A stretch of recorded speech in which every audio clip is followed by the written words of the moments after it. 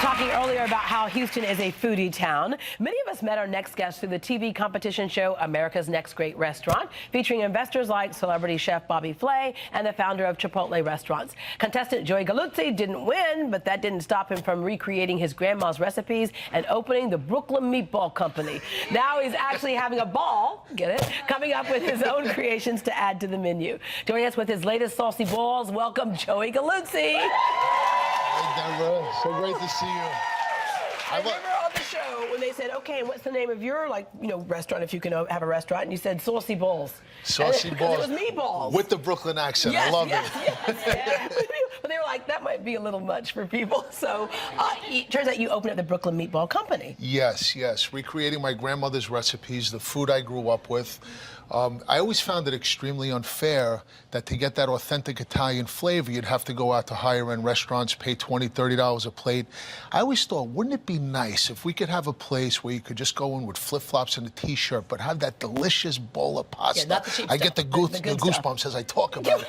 But, I always felt sorry for my non-Italian friends. I always wonder why I had so many kids playing with me on Sunday, because even though there were 6 of us, my grandmother cooked for 50. Yeah, and they don't come in the house. Let's go play at Joey's house, and right? you know what? We need a place like the Brooklyn Meatball Company, and it's just, there's just so much love, and every meatball, it may sound corny, but every meatball that goes out of my restaurant, it's like I'm gonna cry. It's like a piece of my soul. It's a piece of my childhood. It's a memory. That's the cool thing about bringing people back around the table. So you have one in the tunnel, and then you have one on Main Street, right? The Shops at Houston Center in the tunnel, yes. All right, so you have the beef meatballs. You also have a vegetarian one. I have the eggplant ball and a turkey meatball, all based on my grandmother's recipes. And as you know, most meatballs are usually very rich in herbs and spices, and you add a lot of different flavors. Well, I've done a special at the restaurant a couple of times, chicken parm. A lot of customers ask for it, but you just can't put chicken parm on the menu. I'm the Brooklyn Meatball Company. Yeah. We got to serve meatballs. Yeah, okay. So I have a new meatball that I'm introducing. It's the chicken parm ball. Oh, sounds good. And what's amazing about it is when you take a bite, it's that flavor, it's like you're almost cutting into a piece of white meat chicken breast. So it doesn't have all those flavors. So we're gonna make some today. I start with 100% ground chicken, going with a little salt, about 1.5 tablespoons, a little chopped parsley just for the herb, and that's about the only herb I use. Mozzarella inside the meatball. Yeah, not mozzarella, mozzarella. Well, actually, it's mutz, if you want to get crazy. But see, another thing with chicken parm, they put the mutz on top of it. When you take your first bite, it comes off, and then you don't have chicken parm no more. Okay. So now with this meatball, it's going to be inside the ball. So every bite is going to have that cheesy goodness. A little egg white. I use egg whites because, you have that nice white texture and color of the ball. So with yolks, you'd see yellow. It wouldn't be pretty. And a little palm cheese. Okay. And that's it. Mix it up. Just get in there, mix it up. Nice and thorough. Make sure it's nice and even. Get everything spread through there. I love that smell. I love those herbs coming up. And then we form a little ball, and then go through the regular breading process. A little flour. Go into the egg.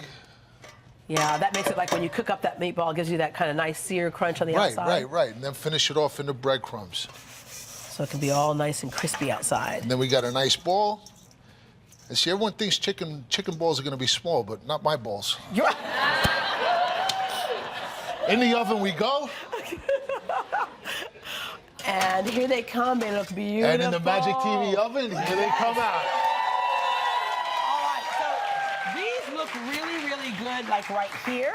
Right. But when you put the sauce on. The marinara sauce. Yes. Oh, just good. plate right here, a little marinara sauce. We'll take one of these babies, cut it open. And look at that. See how beautiful that inside is? Wow. See that? Okay. Okay. Put it over there. Okay, can I have that one right there? Okay, I want that one because it's all dipped in the sauce here. Okay, let's see what you think. Okay, here we go.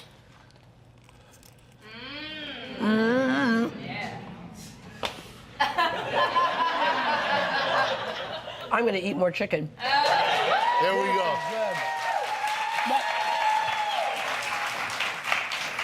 It's really flavorful inside, but I love that crunch on the outside. It's delicious. Isn't that beautiful? Oh, my gosh. And it's got that nice, clean flavor of chicken. You don't have a million different flavors competing with each other. So. Oh, my gosh. I love this. Hey, Joey, we were talking earlier how Houston is such a foodie town. You were born and raised in Brooklyn, New York. Yeah. All right. I actually worked in Brooklyn for a while.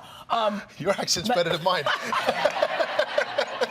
But what is it you love about Houston, the atmosphere of Houston? Well, you know, it's funny you asked that, because as you were as your former guest was speaking, I was thinking, you know, what's New York? Yes, we do have a million different cultures, a lot of ethnic backgrounds.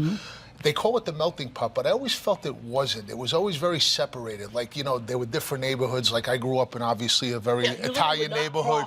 If you're on 43rd, you know, you didn't go to 44th. That's where the line was. And, you know, you don't come into the Italian neighborhood without calling Frankie, and you don't go into the other neighborhood. You know, but in Houston, it's so culturally diverse, but you see so many different cultures coming together.